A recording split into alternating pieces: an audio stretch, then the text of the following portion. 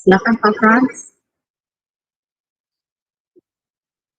Shalom, selamat pagi Bapak Ibu yang berada di Zoom maupun yang berada di channel-channel YouTube.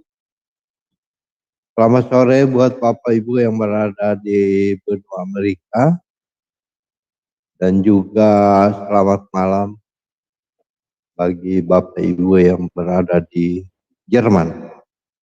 Jumpa lagi dengan kami, Teamwork Sema Adonai, dalam ibadah pagi Coffee Morning with Jesus Christ. Marilah kita siapkan hati kita untuk masuk dalam ibadah pagi hari ini. Kita akan memulainya dengan doa.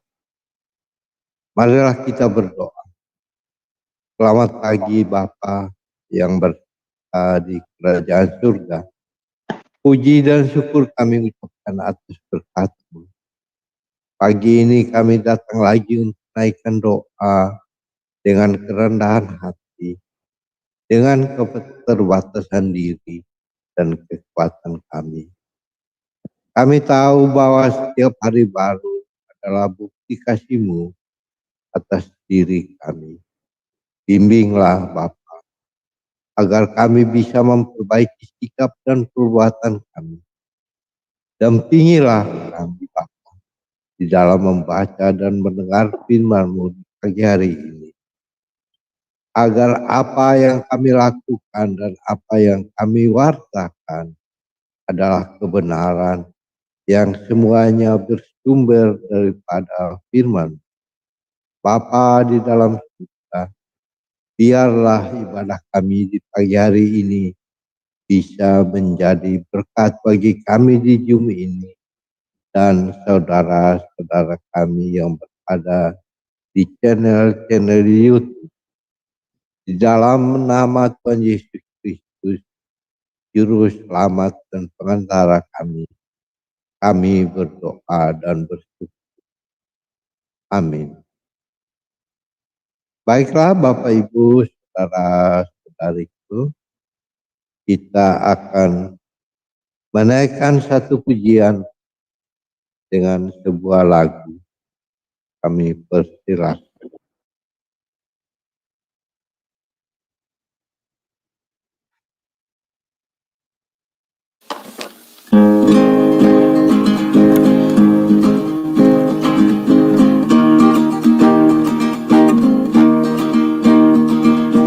Selamat pagi Bapa, selamat pagi Yesus, selamat pagi Roh Kudus. Terima kasih atas anugerah-Mu. Semalam telah berlalu, ku memuji, ku bersyukur, memuliakan nama-Mu.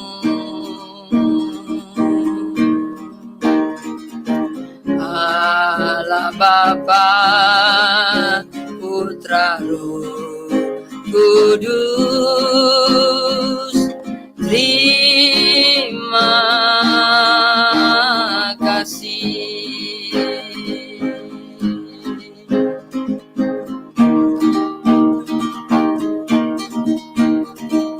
Selamat pagi Bapa, selamat pagi Yesus, selamat pagi Roh Kudus. Terima kasih atas anugerah-Mu. Semalam telah berlalu, ku memuji,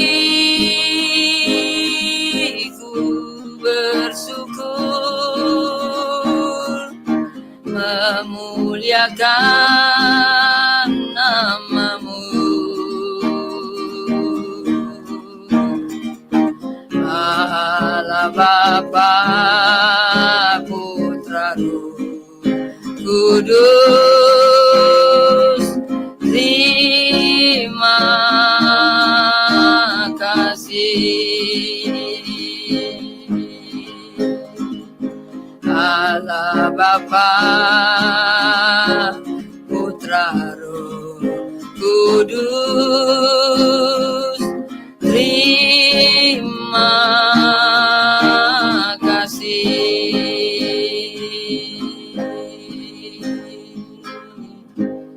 Amin. Amin. Terima kasih Bu Murni atas pujiannya. Bapak, Ibu, saudara-saudariku, mari kita membuka Alkitab kita. Kita akan membaca dan mendengarkan firman Tuhan dalam kitab Ibrani pasal yang ke-6. Pembacaan akan dibawakan oleh Bang Aras dan Bu Hana. Kami persilakan. Ibrani 6, 1-5. Sebab itu marilah kita tinggalkan asas-asas pertama dari ajaran tentang Kristus dan beralih kepada perkembangannya yang penuh. Janganlah kita meletakkan lagi dasar pertobatan dari perbuatan-perbuatan yang sia-sia dan dasar kepercayaan kepada Allah, yaitu ajaran tentang pelbagai pembaptisan, penumpangan tangan, kebangkitan orang-orang mati, dan hukuman kekal. Dan itulah yang akan kita perbuat jika Allah mengizinkannya, sebab mereka yang pernah diterangi hatinya, yang pernah mengecap karunia surgawi, dan pernah mendapat bagian dalam Roh Kudus, dan mengecap firman yang baik dari Allah, dan karunia-karunia dunia yang akan datang. Ayat 6-10. Namun yang murtad lagi tidak mungkin dibaharui sekali lagi sedemikian hingga mereka bertobat. Sebab mereka menyalibkan lagi anak Allah bagi diri mereka dan menghinanya di muka umum. Sebab tanah yang menghisap air hujan yang sering turun ke atasnya dan yang menghasilkan tumbuh-tumbuhan yang berguna bagi mereka yang mengerjakannya, menerima berkat dari Allah. Tetapi jikalau tanah itu menghasilkan semak duri dan rumput duri, tidaklah ia berguna dan sudah dekat pada kutuk yang berakhir dengan pembakaran. Tetapi, hai saudara-saudaraku yang kekasih, sekalipun kami berkata demikian tentang kamu, kami yakin bahwa kamu memiliki sesuatu yang lebih baik yang mengandung keselamatan. Sebab Allah bukan tidak adil, sehingga ia lupa akan pekerjaanmu dan kasihmu yang kamu tunjukkan terhadap namanya oleh pelayanan kamu kepada orang-orang kudus yang masih kamu lakukan sampai sekarang. 11-15. Tetapi kami ingin supaya kamu masing-masing menunjukkan kesungguhan yang sama untuk menjadikan pengharapanmu suatu milik yang pasti sampai pada akhirnya. Agar kamu jangan menjadi lamban, tetapi menjadi penurut-penurut mereka yang oleh iman dan kesabaran mendapat bagian dalam apa yang dijanjikan Allah. Sebab ketika Allah memberikan janjinya kepada Abraham, ia bersumpah demi dirinya sendiri, karena tidak ada orang yang lebih tinggi daripadanya. Katanya, sesungguhnya aku akan memberkati engkau berlimpah-limpah dan akan membuat engkau sangat banyak. Abraham menanti dengan sabar dan dengan demikian ia memperoleh apa yang dijanjikan kepadanya. Ayat 16-20. Sebab manusia bersumpah demi orang yang lebih tinggi, dan sumpah itu menjadi suatu pengokohan baginya yang mengakhiri segala bantahan. Karena itu untuk lebih meyakinkan mereka yang berhak menerima janji itu akan kepastian putusannya, Allah telah mengikat dirinya dengan sumpah, supaya oleh dua kenyataan yang tidak berubah-ubah tentang mana Allah tidak mungkin berdusta, kita yang mencari perlindungan beroleh dorongan yang kuat untuk menjangkau pengharapan yang terletak di depan kita. Pengharapan itu adalah sau yang kuat dan aman bagi jiwa kita yang telah dilabuhkan sampai ke belakang tabir, di mana Yesus telah masuk sebagai perintis bagi kita ketika Ia, menurut peraturan Melkisedek, menjadi imam besar sampai selama-lamanya. Demikianlah firman Tuhan. Syukur kepada Allah. Biarlah firman bertumbuh berbuah dan kami siap menjadi pelaku daripada firman-Mu. Haleluya. Amin. Amin. Terima kasih Bang Ana. Terima kasih Bu Ana atas pembacaan firman-Nya. Baiklah Bapak Ibu, kita akan berdiam diri sejenak sambil mendengarkan sebuah pujian dari Bu Murni, Siapkan Hatiku Tuhan. Dan kita akan memperoleh rema-rema selanjutnya sering firman akan dibawakan oleh Bu Heni. Kami persilakan.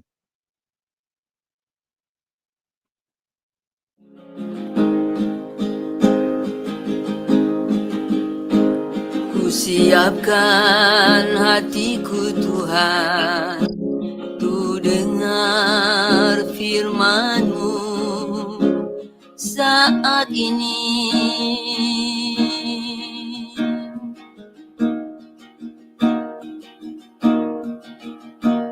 Ku sujud menyembah-Mu Tuhan, masuk hadirat-Mu saat ini.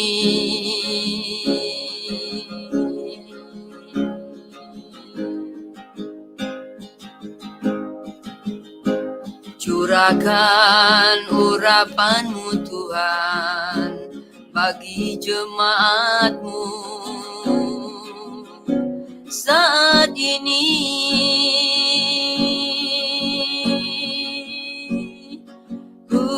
Siapkan hatiku Tuhan, untuk dengar firman-Mu.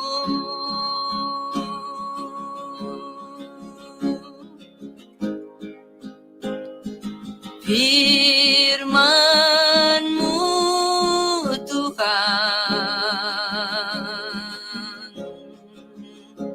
tiada berubah.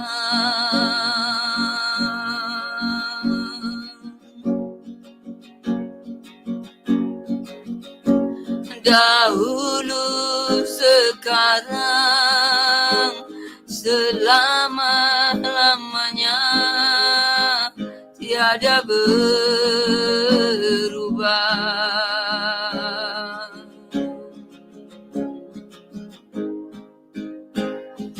Firman-Mu Tuhan,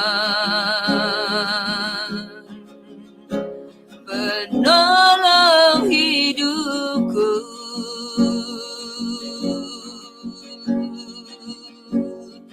Ku siapkan hatiku Tuhan, untuk dengar firman-Mu.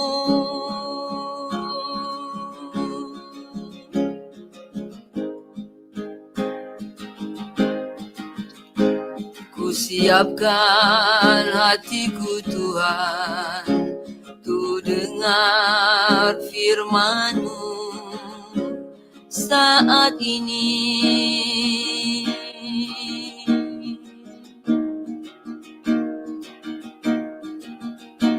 Ku sujud menyembah-Mu Tuhan, masuk hadirat-Mu saat ini.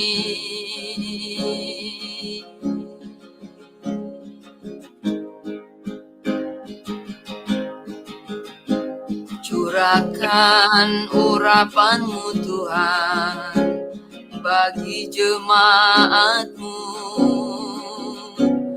saat ini.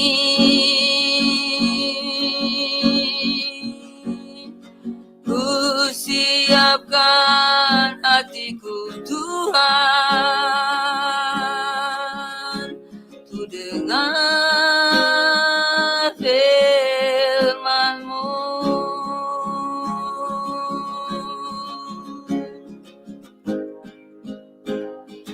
Firman-Mu Tuhan, tiada berubah.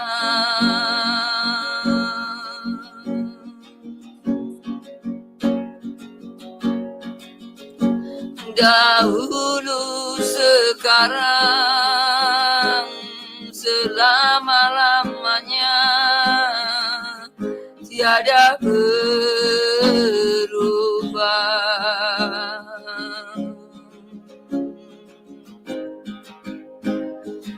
Firman-Mu Tuhan, penolong hidupku.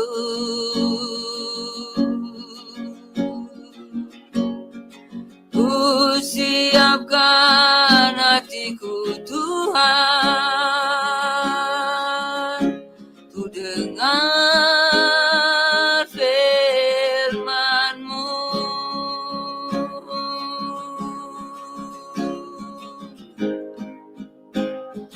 Firman-Mu Tuhan, tiada berubah.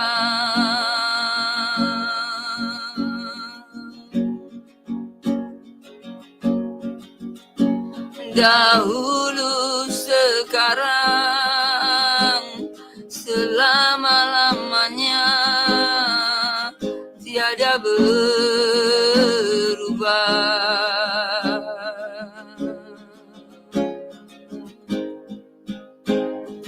Firman-Mu Tuhan, penolong hidupku.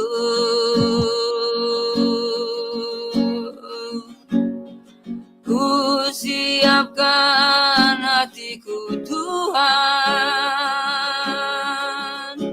ku dengar firman-Mu.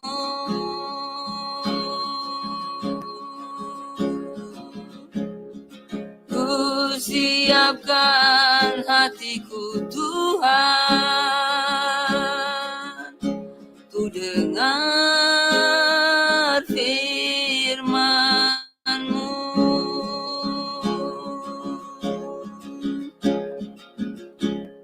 Amin. Amin. Terima kasih Bu Murni atas bianya. Selanjutnya Bapak Ibu, Bu Heni akan membawa renungan buat kita di pagi hari ini. Kami persilakan. Ya, terima kasih Pak Frans. Salam sejahtera, saudara seiman dimanapun Anda berada. Selamat pagi Indonesia. Baik buat teman saya yang ada di Jerman, saat ini selamat menjelang pagi, waktu hampir jam 1 pagi di Jerman saat ini.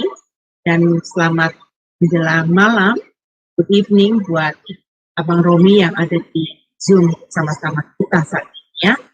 Nah, mari saudara-saudariku, saya mengajak terlebih dahulu kita berdoa sebelum kita masuk di dalam renungan hari ini.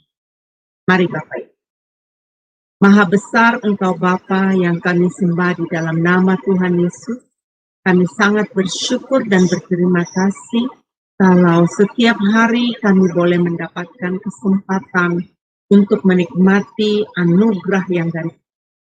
Dan kami percaya berkat yang Tuhan berikan kepada kami juga memampukan kami untuk hidup di dalam kebenaran firman. Sebentar Bapak kami akan merenungkan firman ini, biarlah firman ini memberkati kami semua. Dan firman ini Bapak bisa menguatkan kami seperti pengharapan yang Engkau inginkan di dalam kehidupan kami. Bapak Surgawi, terima kasih, kami percaya anugerah berkat-Mu, pertolongan Roh Kudus menyertai kami semua. Amin. Ya, Bapak Ibu, hari ini kita akan membaca bacaan kita di kitab Ibrani 6 ya. Kita udah sampai di hari Ibrani 6. Ini saya memberikan tema bertumbuh dan bertahan dalam Tuhan. Ya. Nah, hari ini kita sudah sampai membaca ini, tentunya Bapak Ibu sudah melewati bacaan-bacaan yang sebelumnya ya. Jadi sebelum bacaan yang Ibrani 6 ini. Dan saya akan jelaskan sedikit ya mengenai surat Ibrani ini, dikenal sebagai surat yang unik. Kenapa? Setelah saya mempelajari dari isi kitab Ibrani yang terdiri dari 13 pasal ini, saya menemukan bahwa kitab ini isinya miniatur dari kitab Taurat. Karena lain dari surat Paulus yang sebelumnya, ya. Nah, pasti ada yang menyangka ya bahwa yang menulis ini adalah Paulus. Nah, apakah Paulus? Apakah Barnabas yang mengetahui seluk-beluknya para imam pada saat itu dan bagaimana pekerjaan mereka? Ada lagi yang menduga bahwa penulis adalah Lukas. Lukas ini adalah penulis kitab Lukas dan kitab Kisah Para Rasul ya. Alasannya mengapa diduga Lukas? Karena dari gaya penulisannya surat Ibrani ini mirip dengan gaya penulisan Injil Lukas dan Kisah Para Rasul. Atau apakah Apolos seorang yang mahir dalam soal-soal kitab suci? Nah, dari pasal 10 hari ini yang kita baca, kita bisa ketahui surat-surat ini ditujukan kepada orang-orang percaya yang berlatar belakang Yahudi. Nah, Bapak Ibu harus tahu ya, jadi pada saat itu banyak orang-orang Yahudi yang sudah percaya kepada Tuhan Yesus. Nah, surat ini diberikan kepada mereka yang mereka sedang mengalami penganiayaan dan ejekan karena iman kekristenan mereka. Nah, penulis surat Ibrani ini memiliki wawasan yang penuh hikmat. Lukas, penulis ini dan Kisah Para Rasul Ibrani, Kisah Para Rasul 18 ini ada ayat 24 itu ada berkata.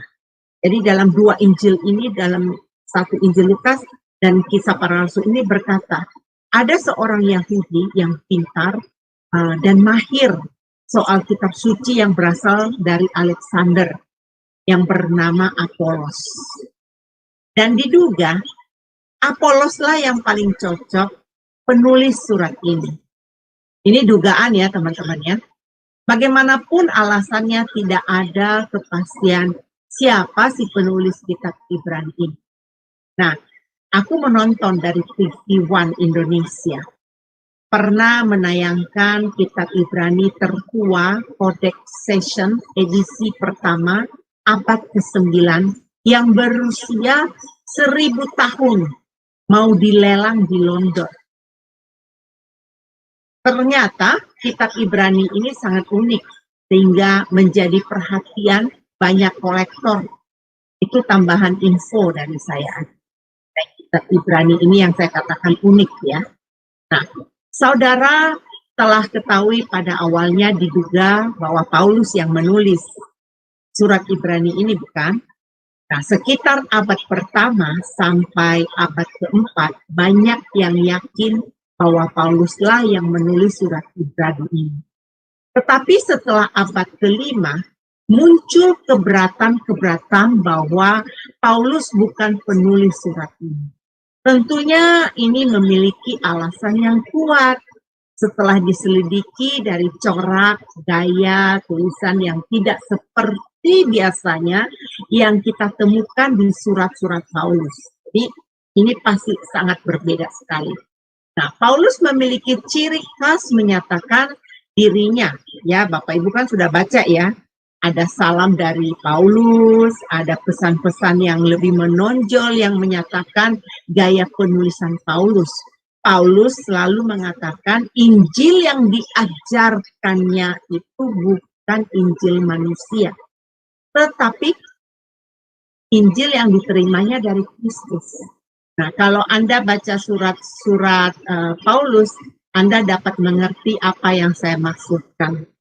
Surat Ibrani ini sangat berbeda dari kebiasaan surat Paulus. Ini menarik saudara untuk Anda ketahui di pasal 2 ayat 3. Di situ kita bisa ketahui si penulis sangat memahami dan memiliki hubungan secara langsung kepada penerima surat ini. Dan perhatikan dari isi-isi surat Ibrani ini, si penulis mengetahui bahwa mereka punya pengetahuan yang lengkap tentang perjanjian lama. Nah, inilah yang saya katakan tadi, kitab Ibrani itu miniatur dari perjanjian lama ya. Setelah saya baca-baca, jadi saya memberikan ini adalah miniatur dari perjanjian lama. Nah, ini sebabnya saya beri istilah kitab Ibrani ini adalah miniatur dan dari perjanjian lama itu, saudara-saudara. Itulah alasannya. Khususnya tentang apa yang dibahas di sana. Tentang 5 kitab Taurat. Si penulis tahu mengenai orang-orang Ibrani, tahu kisah Abraham yang menjadi bangsa Israel, ya, yang menjadi bangsa yang besar. Si penulis tahu tentang itu. Si penulis juga tahu mengenai Musa yang memimpin bangsa Israel keluar dari perbudakan dari Mesir. Terus bagaimana Musa naik ke gunung Sinai menerima 2 loh batu yang berisi perintah Tuhan. Bagaimana bangsa Israel mendirikan kemah suci. Nah, kemah suci yang pertama yang mendirikan itu Musa ya, saudara-saudara ya. Nah, tahun penulisannya diperkirakan sekitar tahun 67 sampai 69 sesudah Masehi. Ya. Menurut saya dapat dipahami yang ditulis di Ibrani 10. Kalau Bapak Ibu nanti membaca Ibrani 10 ayat 1 sampai 3 itu. Menyatakan bahwa isi surat Ibrani masih mempersembahkan korban di kemah suci yang dibangun oleh Musa itu. Ya, saat itu kemah suci belum dihancurkan, teman-teman. Jadi waktu saat ditulis surat ini kemah suci itu belum dihancurkan saat penulis surat Ibrani ini. Ya. Nah, penganiayaan yang dilakukan oleh Nero dan surat ini ditulis sesudah kebakaran di Roma sebelum tahun 70-an sesudah Masehi. Ya. Nah, saudara tahu kan mengenai kemah suci Musa yang dihancurkan dan Salomo mendirikan bait Allah di tahun 957 sebelum Masehi. Nah, bait Allah yang pertama itu dihancurkan oleh Babel di tahun 586 sebelum Masehi. Nah, kemudian bait Allah kedua dibangun kembali di tahun 515 sebelum Masehi. Dan hancur pada peristiwa pengepungan Romawi atas Yerusalem di tahun 70 sebelum Masehi. Nah, dari catatan ini dapat diketahui kapan tahun penulisannya surat Ibrani ini. Ya, ditulis sebelum tahun 70 sesudah Masehi. Nah, sebelum bait Allah dihancurkan. Nah, dari rangkaian peristiwa yang tertulis di kitab Ibrani 10, diketahui surat Ibrani ini ditulis sebelum tahun berapa. Tapi dari penelitian tidak ada kepastian siapa penulis surat Ibrani. Surat ini jelas dituliskan kepada orang-orang Kristen Yahudi. Tadi saya sudah singgung itu ya. Nah, kondisi saat itu mereka sedang mengalami penganiayaan. Ada sekelompok dan ada sekelompok orang ya, dan yang meragukan iman kepada Kristus. Nah, sehingga banyak yang murtad. Penulisan ini memiliki tujuan menulis surat ini untuk menasihati mereka agar apa? Satu, untuk terus mempertahankan iman kepada Kristus sampai pada kedatangan Yesus kedua kalinya. Yang kedua, untuk tetap bertumbuh sampai mencapai kedewasaan iman. Nah, ini penting Bapak Ibu dicatat ya. Nanti saya akan singgung mengenai kedewasaan ini. Mencapai kedewasaan iman. Nah, ketiga, untuk bertahan untuk percaya hanya kepada Kristus saja. Nah, ajaran-ajaran utama apa yang diajarkan dalam kitab Ibrani ini ada 3 poin. Satu, pengajaran tentang Yesus yang memiliki kedudukan yang tertinggi. Bapak Ibu, jangan diragukan bahwa Yesus itu memiliki kedudukan yang paling tertinggi. Nah, pengajaran tentang Yesus sebagai iman besar yang paling berkuasa. Nah, pengajaran yang berupa nasihat bagi orang-orang. Jadi isi dari surat ini yang mengajarkan kita. Ajaran surat Ibrani adalah memperjelas menjadi Kristen harus dengan segenap hati percaya kepada Kristus. Karena iman adalah kunci memperoleh kehidupan kekal. Diajarkan bukan asal percaya, tetapi harus dibuktikan dengan perbuatan taat pada perintah Tuhan. Menjauhi larangan-larangan. Nah, kita harus menerima ajaran Alkitab secara utuh dari perjanjian lama sampai ke perjanjian baru, karena seluruh isi Alkitab adalah firman Allah. Saudara, kita telah membaca tadi ayat 1 sampai 8 dan kita dapat menangkap tujuan penulis. Jangan kita seperti kanak-kanak rohani yang mempersoalkan hal-hal yang bukan ajaran pokok. Kita dituntut terus bertumbuh dalam Kristus dan memiliki iman yang teguh. Saudara, saat di New York kan musim panas ya. Dan saat ini saya sedang menanam pohon kemangi dan pohon cabai. Senang saya kalau musim summer, musim panas. Saya harus mengambil keputusan ya. Apakah saya mau pohon kemangi dan pohon cabai saya ini bertumbuh? Lantas, apakah saya hanya cukup menaburkan benih itu saja ke tanah? Apakah bisa bertumbuh subur tanpa saya menyiraminya? It's impossible. Jelas mustahil, bukan? Saya harus mengerjakan proses pertumbuhan dengan menyiram setiap hari. Memberikan pupuk agar ada pertumbuhan yang baik terhadap tanaman saya. Demikian juga pertumbuhan rohani kita adalah pilihan bagi setiap pribadi. Kalau mau Anda pertumbuhan, ya, kita harus makan makanan rohani yang bersumber hanya dari Alkitab. Saya teringat di ayat 4 ya, ada ayat Matius 4 ayat 4 ada tertulis ya. Manusia itu hidup bukan dari roti saja, tetapi setiap firman yang keluar dari mulut Allah. Nah, tubuh kita memerlukan makanan agar dapat hidup. Ya, coba saja Anda stop tidak makan, apa yang terjadi? Demikian juga agar manusia roh kita bertumbuh, kita perlu makanan rohani, yaitu firman Tuhan. Di ayat 1 hari ini menegaskan agar kita jangan lagi menggantikan asas-asas pertama dari ajaran Kristus.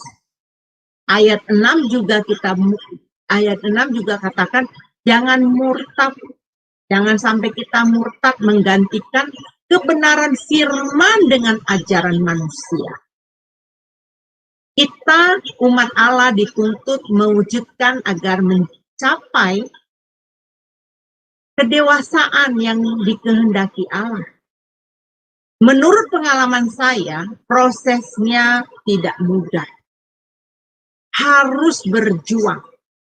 Pernyataan ini saya mau menekankan bahwa untuk bertumbuh dan menjadi dewasa, seorang harus berani menetapkan pilihannya sejak awal. Kamu mau bertumbuh atau tidak, itu pilihanmu.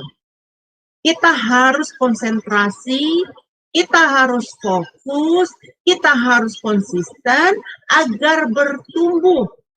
Nah, cara orang Kristen bertumbuh diperlukan proses belajar dan usaha menghidupkan kebenaran Allah. Kalau Anda bertanya sampai kapan, Bu Hen? Sampai akhir hayat kita di dunia ini. Proses pertumbuhan terus berlangsung agar bertumbuh besar, bertumbuh dewasa. Jangan mau bermental kanak-kanak. Karena kekuatan rohani kanak-kanak nggak bakalan kuat menghadapi badai, saudara. Kalau kita bertumbuh dalam iman, kita akan kuat seperti sawu yang tertancap di tanah. Artinya, tidak akan bisa diombang-ambingkan dengan berbagai pengajaran yang sesat. Surat Ibrani ini ditunjukkan kepada orang Kristen Yahudi yang dimulai yang maksudnya ditujukan karena mereka mulai meragukan tentang iman mereka, ya. Bahkan ada yang murtad. Kenapa ini bisa terjadi? Karena mereka menggantikan iman mereka dengan hukum ajaran Yahudi pada saat. Diperlukan kecerdasan. Kalau istilah saya beware. Sadar, ya, berbagai macam pengajaran yang tidak menyehatkan jiwa kita. Kita harus hati-hati. Allah menghendaki setiap kita, anaknya, memiliki komitmen untuk bertumbuh ke arah kedewasaan yang penuh. Ini sangatlah penting untuk menentukan pilihan. Setiap kita membutuhkan kesungguhan hati, tekad, ketekunan, dan kerelaan untuk dibentuk oleh Allah. Surat Ibrani ayat 1-8 ini menjelaskan, hanya orang yang memiliki kedewasaan imanlah yang akan bertahan dan dimampukan tetap teguh. Sekalipun harus menghadapi tekanan hidup yang berat. Jadi, janganlah berhenti belajar dan bertumbuh dalam kasih dan kebenaran. Peringatan supaya kita ini jangan murtad. Jangan gantikan ajaran manusia ini. Ya, tetap kita pakai ajaran Kristus. Nah, kita lanjut dari ayat 9-20. Si penulis memberi tema berpegang teguh pada pengharapan. Ya, ini hal yang baik karena penulis meyakinkan mereka bahwa pengharapan kekal itu pasti tidak pernah berubah. Orang yang setia kepada Kristus dalam iman dan kasih akan menerima perjanjian Tuhan, akan menyelamatkan setiap kita, setiap yang percaya, yang bertahan, yang tidak goyah, yang memiliki iman teguh, mereka pasti akan diselamatkan. Sebelum kita ke ayat 19, ya, ada poin penting yang ingin saya tekankan dari poin ayat 17 dan ayat 18. Nah, ayat 17, karena itu aku lebih meyakinkan mereka yang berhak menerima janji itu akan kepastian putusannya. Nah, Allah telah mengikat dirinya dengan sumpah. Garis besar ini ya. Allah telah mengingat dirinya dengan sumpah. Saya lanjutkan di ayat 18. Supaya oleh dua kenyataan yang tidak berubah-ubah tentang mana Allah tidak berdusta, kita yang mencari perlindungan beroleh dorongan yang kuat untuk menjangkau pengharapan terletak di depan kita. Nah, garis tentang mana Allah tidak mungkin ya. Nah, dari kedua ayat ini menyatakan Allah kita tidak mungkin berdusta. Kita sudah melihat Allah berjanji kepada Abraham yang ditulis di ayat 14 tadi ya, diberikan keturunan yang berlimpah-limpah. Terbukti kan Abraham memiliki keturunan yang banyak, baik itu keturunan jasmani dan keturunan ilahi. Seperti kita ini ya, kita keturunan Abraham karena kita punya iman, kita keturunan ilahi. Nah, dalam Alkitab masih banyak janji Tuhan. Tuhan mengikat perjanjian dengan manusia yang kita tahu di dalam Kejadian 3 ayat 15. Tuhan akan menebus manusia yang berdosa melalui keturunan perempuan. Nah, siapa keturunan perempuan itu? Dia adalah Tuhan Yesus yang membayar lunas akan dosa manusia. Isi surat Ibrani ini menunjukkan bahwa Tuhan kita tidak berdusta.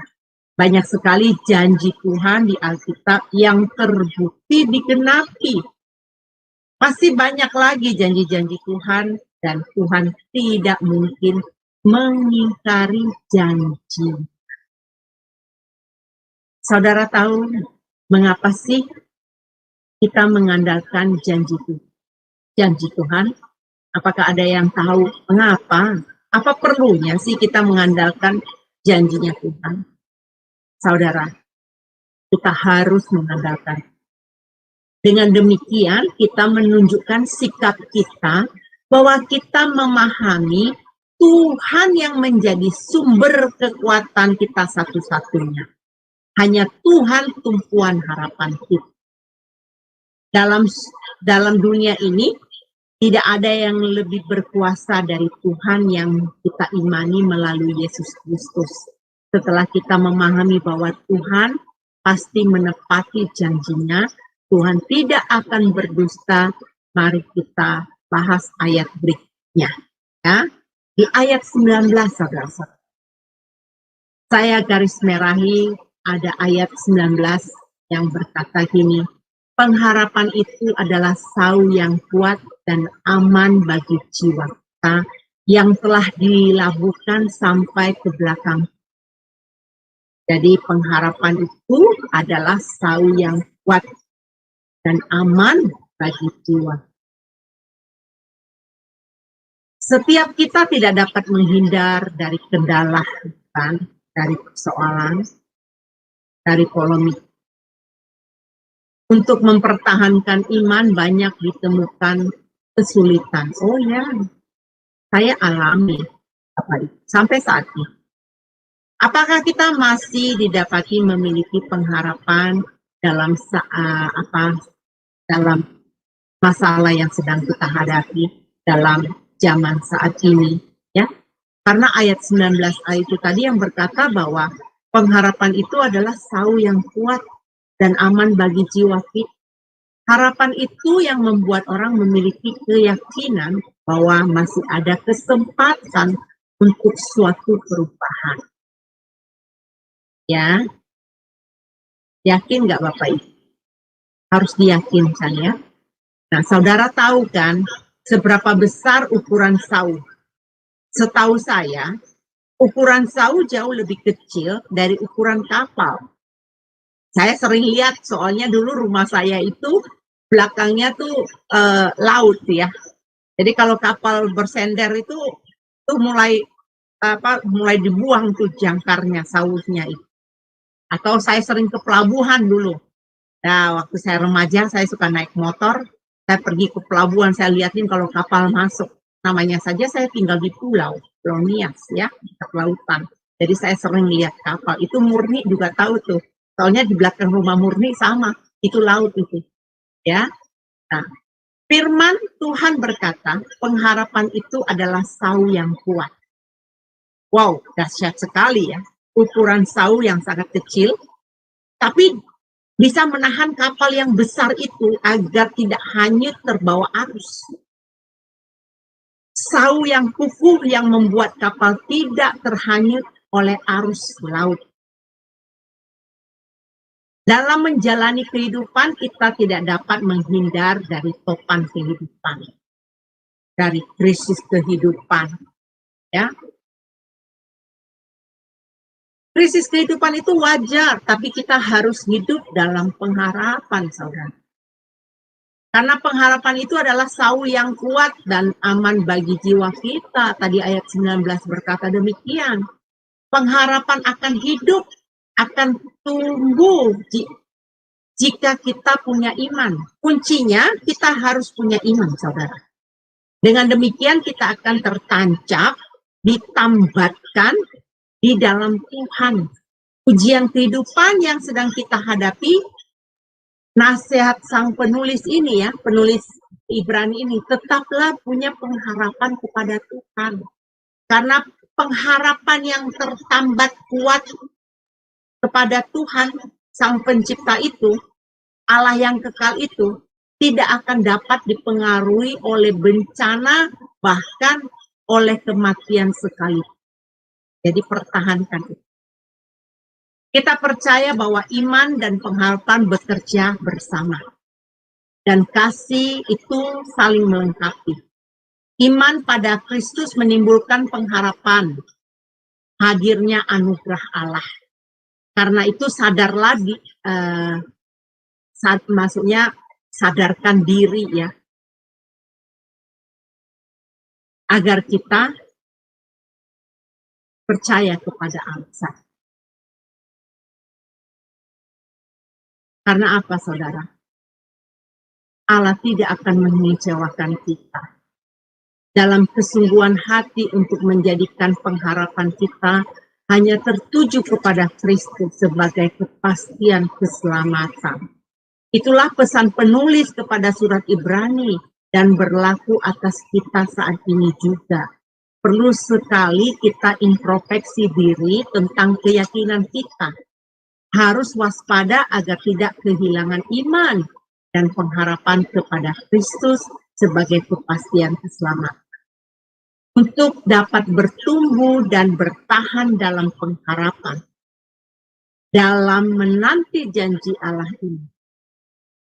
Ya, tadi kita sudah dengar apa poin-poin yang harus kita lakukan. Agar dapat bertumbuh, perjuangkan selalu. Diperlukan kesetiaan, keseriusan, ketekunan, ya, apalagi diperlukan kesabaran. Proses pertumbuhan diperlukan kesabaran waktu berjuang. Kalau nggak sabar, sudah KO duluan ya, bahkan bisa murtad ntar. Bagaimana kita dapat meraihnya? Hanya mereka yang tetap memiliki pengharapan, dimampukan melihat dan mengalami berkat dan janji Tuhan. Karena pengharapan itu adalah sau yang kuat dan aman bagi jiwa. Seperti jangkar yang kokoh, yang membuat kapal tidak terhanyut oleh arus laut itu.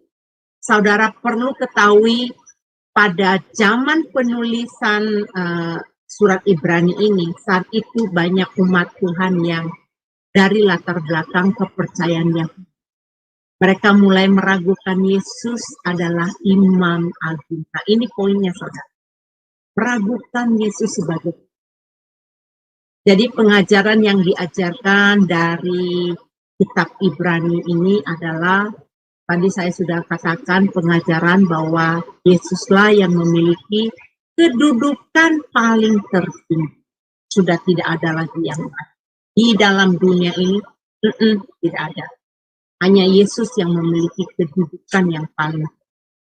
Kemudian pengajaran tentang Yesus sebagai imam besar yang paling berkuasa. Dan pengajaran yang berupa nasihat bagi orang-orang Kristen di sana untuk tidak murtad. Zaman kita sekarang pun tetap jangan goyah, teman. Berlaku, ya.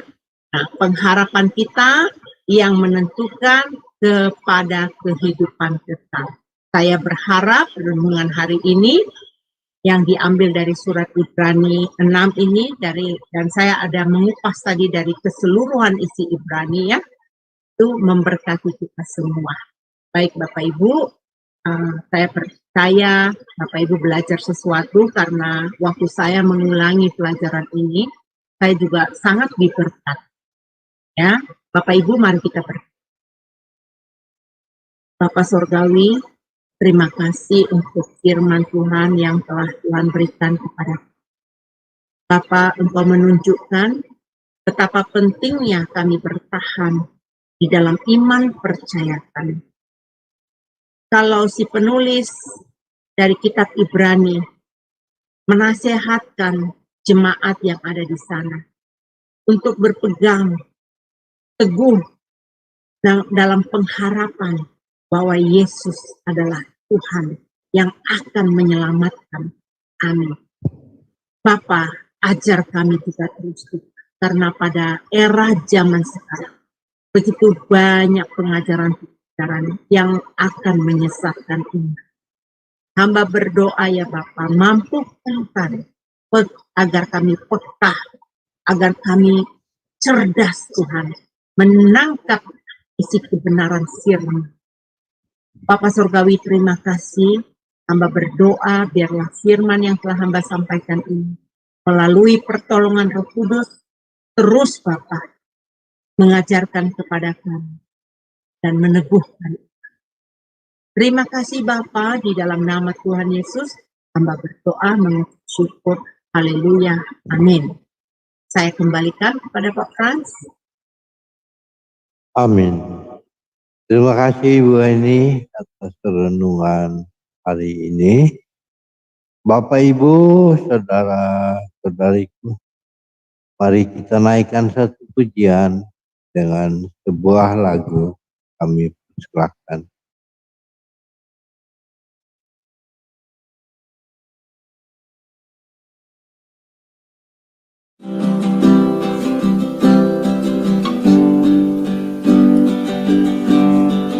Aku mengasihi Engkau Yesus dengan segenap hatiku. Aku mengasihi Engkau Yesus dengan segenap jiwaku.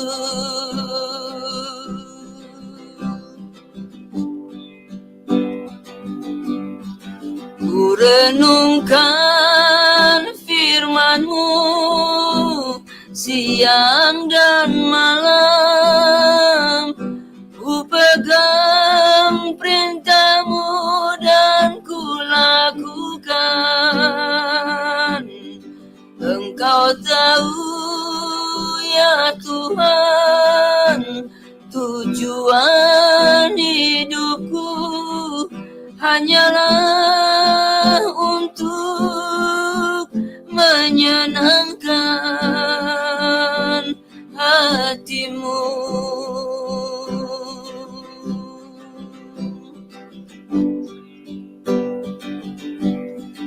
Aku mengasihi Engkau Yesus dengan segala segenap hatiku. Aku mengasihi Engkau Yesus dengan segenap jiwaku.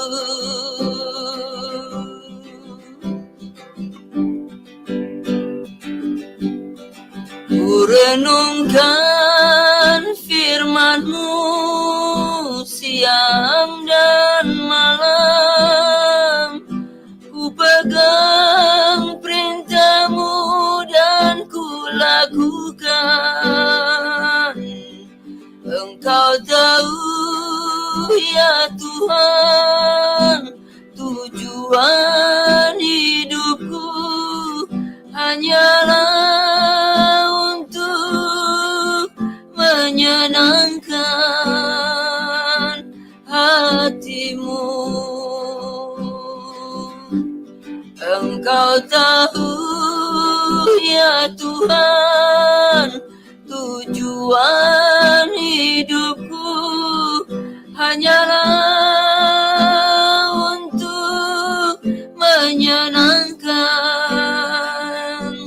hati-Mu.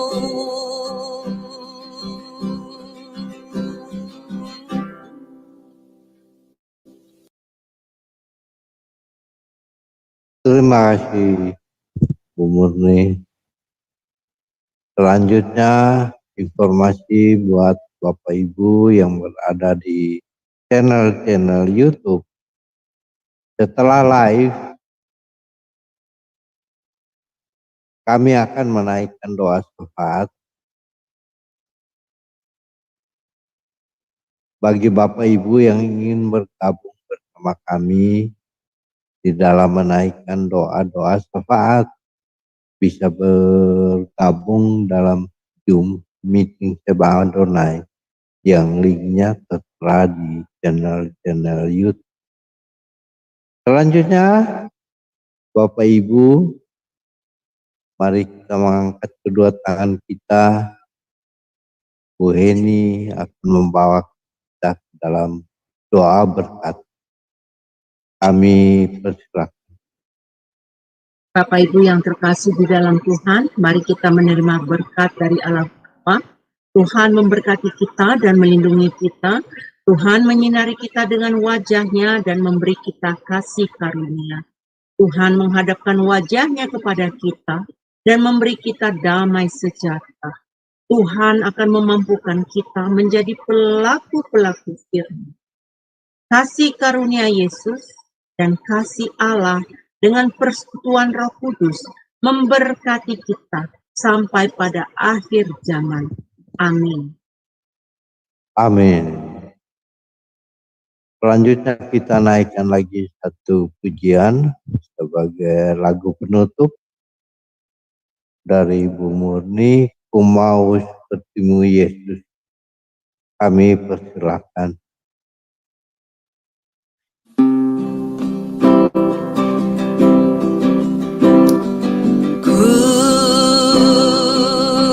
Seperti-Mu Yesus,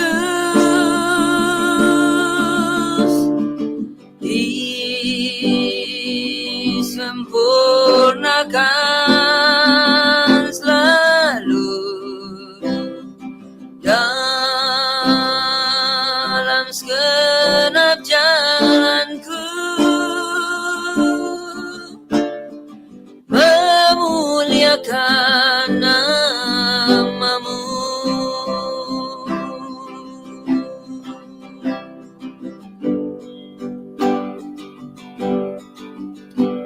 Bagaikan bejana siap dibentuk, demikian hidupku di tangan-Mu. Dengan urapan kuasa Roh-Mu, ku dibaharui selalu. jadikan ku Allah dalam rumahmu. Inilah hidupku di tanganmu, bentuklah seturut kehendakmu, pakailah sesuai dengan rencanamu.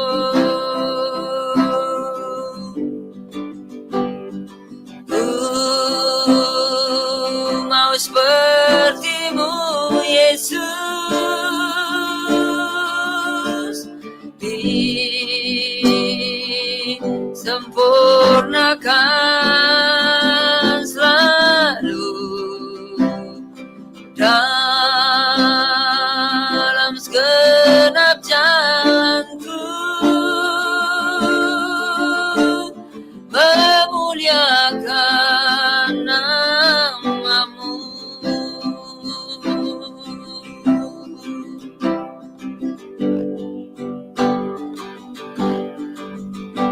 Bagaikan bejana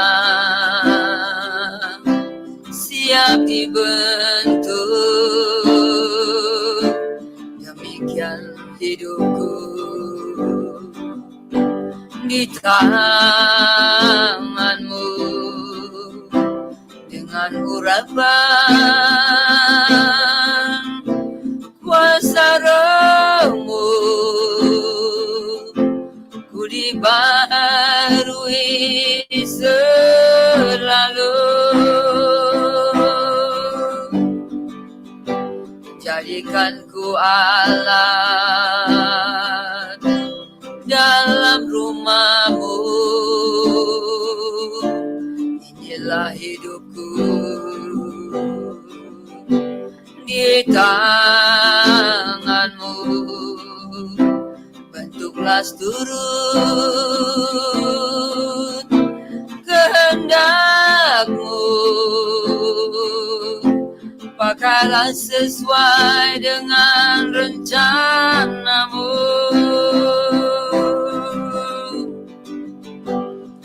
Ku mau sepertimu Yesus, disempurnakan selalu dalam segenap jalanku, memuliakan namamu.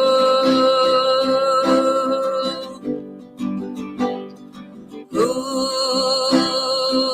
mau sepertimu Yesus,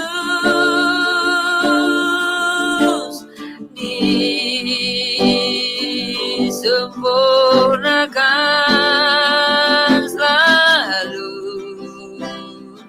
dalam segenap jalanku, memuliakan namamu.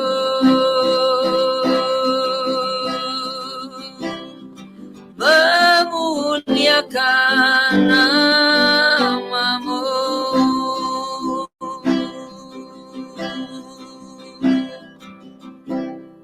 Amin. Terima kasih. Bapak, Ibu, saudara-saudari yang terkasih dalam Kristus, terima kasih banyak telah bersama-sama kami dalam Coffee Morning with Jesus Christ. Sampai jumpa lagi di esok hari di waktu yang sama.